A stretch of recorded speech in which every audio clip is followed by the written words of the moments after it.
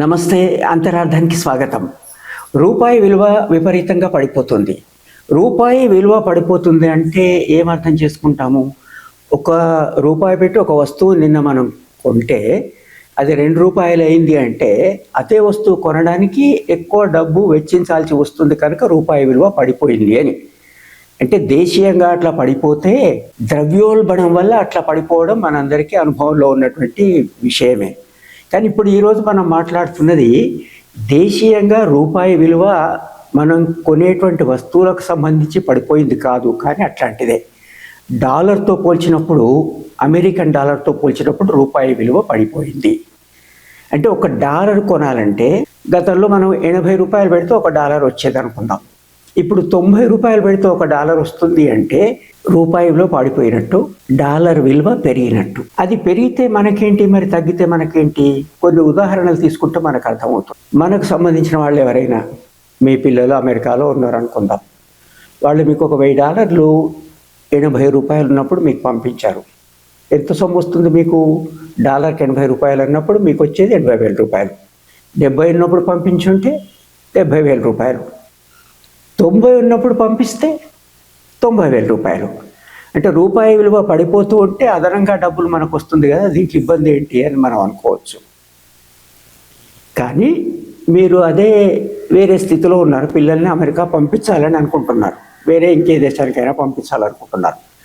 వాళ్లకు డాలర్లు సమకూర్చాలి. ఒక $1,00,000 ఇస్తే ఎంత వస్తుంది? ఎన్ని డాలర్లు వస్తాయి? అదే ఇప్పుడు అదనంగా వెచ్చించాల్సి వస్తుంది కదా, 80 బదులు 90 అయింది, 90/100 అయింది అంటే అక్కడ ఇబ్బంది అవుతుంది కదా మనకు. అయితే ఇక్కడ మనము విషయము స్పష్టంగా అర్థం చేసుకోవడానికి ఇచ్చినటువంటి ఉదాహరణే, కానీ ఇది మనకు సంబంధించింది కాదు. మనకు సంబంధించింది కాదు అనుకోవడానికి ఏమాత్రం వీల్లేదు. ఎందుకు? మన దేశం విదేశాల నుండి వస్తువులు కొంటుంది కదా. ఏ వస్తువులు కొంటుంది? ఉదాహరణకు పెట్రోలియం దిగుమతి చేసుకుంటున్నాం మనం. ఎంత దిగుమతి చేసుకుంటాం పెట్రోలు? దేశీయంగా ఉత్పత్తి అయ్యేది 20% మాత్రమే. 70-80% మనం దిగుమతి చేసుకునేదే పెట్రోలియం. అంటే పెట్రోలియం ధర విదేశీ మార్కెట్లో అంతనే ఉన్నప్పటికీ మనం డాలర్లు పెట్టి కొనాలి కదా. విదేశాల నుంచి ఏ వస్తువులు మనం తెచ్చుకున్నా కూడా ఆ డాలర్లకు వెచ్చించాల్సినటువంటి సొమ్ము పెరుగుతుంది కదా మనకు.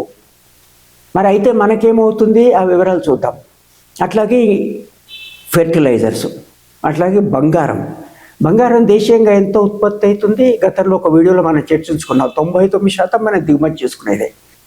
అంటే డాలర్ విలువ స్థిరపడి పెరిగి రూపాయి విలువ తగ్గిపోతే బంగారం ధర విదేశీ విపణిలో ఎట్లా ఉన్నా కూడా పెరుగుతూ ఉంటుంది కదా. అంటే మనం విదేశాల నుంచి తెచ్చుకునేటువంటి వస్తువులు, దిగుమతి చేసుకునేటువంటి వస్తువులు ధర పెరుగుతుంది. ఎందుకు దిగుమతి చేసుకోవాలి? దేశీయంగా మనం ఇప్పుడు అనుకున్న ఉదాహరణ ఫెర్టిలైజర్స్ కానివ్వండి, పెట్రోలియం కానివ్వండి, ఇతరత్ర కొన్ని యాంత్రిక సామాగ్రి కానివ్వండి, డిఫెన్స్ ఎక్విప్మెంట్ కానీ అత్యవసరంగా మనం ఇంపోర్ట్ చేసుకోవాల్సినటువంటి కొన్ని ఉన్నాయి మనకు. అవి మనం ఇంపోర్ట్ చేసుకోవాలంటే డాలర్లు పెట్టి మనం కొనుక్కోవాలి. ఆ డాలర్లు మనకు రావాలంటే ఏం చేయాలి? మనకి ఎక్కడి నుంచి వస్తాయి డాలర్లు? మనం ఏమైనా వస్తువులు విదేశాలకు అమ్మితే డాలర్లలో అమ్ముతాం మనం. ఆ డాలర్లు మనకు వస్తే, అయితే మనం అమ్మేది ఎంత? అంటే మనం ఎగుమతి చేసేది ఎంత? మనం దిగుమతి చేసుకునేది ఎంత? మనము నేరుటి ఉదాహరణ మనం తీసుకున్నట్టయితే $820 బిలియన్ మనం ఎగుమతి చేశాం. అంటే $820 బిలియన్ మనకు వచ్చినట్టే లెక్క. మన ఈ అవసరాలు తీరొచ్చు కదా. కానీ మన దిగుమతులు మటుకు $915 బిలియన్. అంటే $94 బిలియన్ అక్కడ లోటు ఉంది. అది ఎక్కడి నుంచి రావాలి మనకు? ఇది మనము సర్వీసెస్ ఎక్స్పోర్ట్స్, వస్తువుల ఎక్స్పోర్టు ఆ వివరాలలోకి ఎక్కువగా వెళ్లకుండా, గణాంకాలు ఎక్కువగా చెప్పకుండా అసలు విలువ పడిపోతే ఎట్లా ఉంటుందని చెప్పడమే ఈ వీడియో ఉద్దేశం. కాబట్టి ఆ విషయాలు నేను ఎక్కువ చెప్పడం లేదు. కేవలం వస్తువుల ఎగుమతి దిగుమతి, మర్చెండైజ్ అంటారు, వాటి డెఫిసిట్, వాటి లోటు కనుక మనం చూస్తే అది $282 బిలియన్ నిరుడు. ఇప్పుడు మరి ఈ 10 నెలలకే చూస్తే $196 బిలియన్ మనకు లోటు ఉంది. ఈ లోటును ఎట్లా పొడుచుకోవాలి? ఎక్కడి నుంచి రావాలి డాలర్లు? ఈ విషయాలు మనం అర్థం చేసుకుంటుంటే మనకు దీనివల్లనే అర్థమైపోతుంది విలువ పడిపోతే ఏమవుతుంది అనేది. ఒకటి, మనము ఎగుమతులు దిగుమతుల వల్ల ఈ డాలర్లు, ఎగుమతుల వల్ల డాలర్లు సంపాదించుకోవడం, దిగుమతులు చేసుకోవడంలో వెచ్చించాల్సినటువంటి అవసరం ఉంటుంది.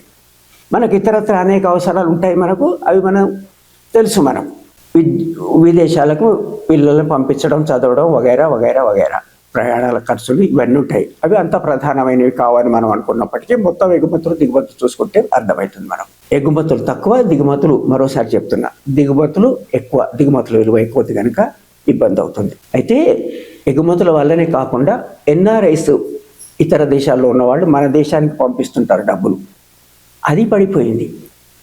ఇతర దేశాల్లో ఉన్నవాళ్ళు మన స్టాక్ మార్కెట్లలో పెట్టుబడి పెడుతుంటారు. ఫారిన్ ఇన్స్టిట్యూషనల్ ఇన్వెస్టర్స్ అంటారు, సంస్థాగత పెట్టుబడులు అని మనం వింటుంటాం. వాళ్ళ పెట్టుబడులు తగ్గిపోయినాయి. అంటే డాలర్ల రూపేణా, విదేశీ కరెన్సీ రూపేణా మన దేశంలో వాళ్ళు పెట్టేటువంటి పెట్టుబడులు తగ్గిపోయినాయి. ఫారిన్ డైరెక్ట్ ఇన్వెస్ట్మెంట్, ప్రత్యక్షంగా వచ్చి ఇక్కడ పెట్టుబడులు పెడుతుంటారు, అవి తగ్గిపోయినాయి. ఎన్ఆర్ఐల పెట్టుబడులు తగ్గిపోయినాయి. డెఫిసిటు, ట్రేడ్ డెఫిసిటు పెరుగుతూ ఉంది. ఫారిన్ డైరెక్ట్ ఇన్వెస్ట్మెంటు తగ్గింది మనకు. మరి అప్పుడు డాలర్లు అవసరమైంది ఎక్కువగా, ఎక్కువ డాలర్లు, ఒత్తిడి ఎక్కువైంది. మనము దిగుమతులు అయితే అవసరాలు అట్లాగే ఉన్నాయి మనకు. అప్పుడు డాలర్ డిమాండ్ పెరిగింది కదా, ఒక వస్తువు డిమాండ్ పెరిగినట్టుగానే డాలర్ డిమాండ్ పెరిగితే ఏమవుతుంది, కొరత ఉన్నప్పుడు ధరలు పెరిగిపోతాయి. ఏ వస్తువు అయినా 4 వస్తువులు ఉన్నాయి, 10 మంది అడుగుతున్నారు అంటే ధర పెరుగుతుంది కదా. అట్లాగే డాలర్ను మనం వస్తువుగా తీసుకున్నట్టయితే దాని ధర మనకు పెరిగిపోతూ ఉంటుంది. అయితే ఇక్కడ ఒక విచిత్రమైన విషయం ఏంటంటే, ఇవే విషయాలు కాకుండా డాలరు మన భారతదేశ కరెన్సీ రూపాయితో చూస్తేనేమో బలపడుతున్నది. అదే యూరోతో, తర్వాత పౌండ్ స్టెర్లింగ్, ఇతర కరెన్సీలతో పోల్చి చూస్తే డాలర్ బలహీనపడుతుంది.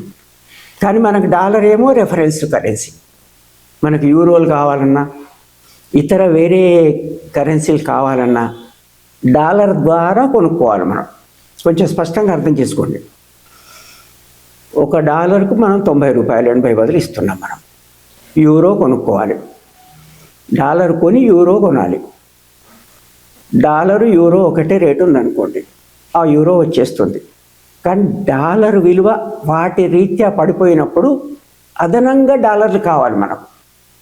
అంటే వేరే దేశాల కరెన్సీస్తో డాలరు, అమెరికా డాలరు బలహీనపడి, అందుకు కారణాలు ఉన్నాయి. అది మనం ఇక్కడ చర్చించడానికి ఇంత చిన్న వీడియోలో అవన్నీ మనం మాట్లాడలేము.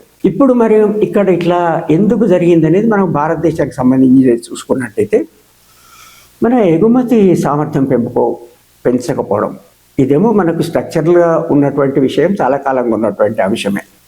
మన దిగుమతి అవసరాలు పెరుగుతుండడం, అది కాకుండా మనం చేసే ఎగుమతి దిగుమతుల్లో ప్రధానమైన భాగస్వామి అమెరికా. దాంతో ఏదో ఒప్పందం జరగనుంది అనేది ఎదురు చూస్తున్నాం.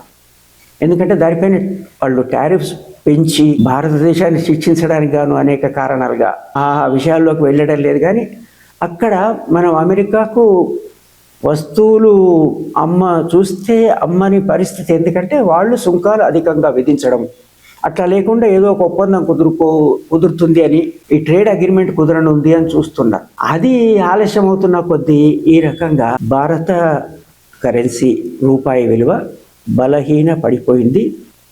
90 దాకా వచ్చింది, ఇంకా బలహీన పడవచ్చు అని చెప్తున్నారు.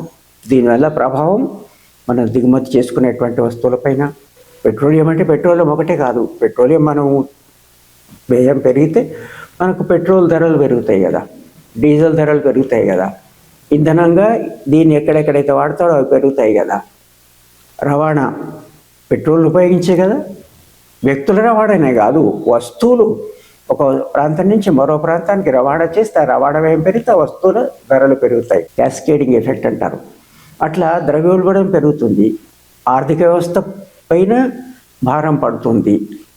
విదేశాలకు వెళ్ళి చదువుకోవాలన్నా మనకు విదేశీ కరెన్సీ అవసరాలు తీర్చుకోవడానికి వెచ్చించాల్సినటువంటి సొమ్ము, ఇవి దానివల్ల ఇబ్బందులు స్థూలంగా ఇవి కారణాలు. కనుక ప్రణాళికాబద్ధంగా ఎగుమతులు ఎట్లా పెంచాలి, ఎగుమతి సామర్థ్యం ఎట్లా పెంచాలి, దిగుమతి అవసరాలు ఎట్లా తగ్గించుకోవాలి, వస్తువుల ఉత్పత్తి నాణ్యతను ఎట్లా పెంచుకోవాలి, ఇవన్నీ ఆలోచించి వ్యూహం ఏర్పరచుకోవాల్సి ఉంది.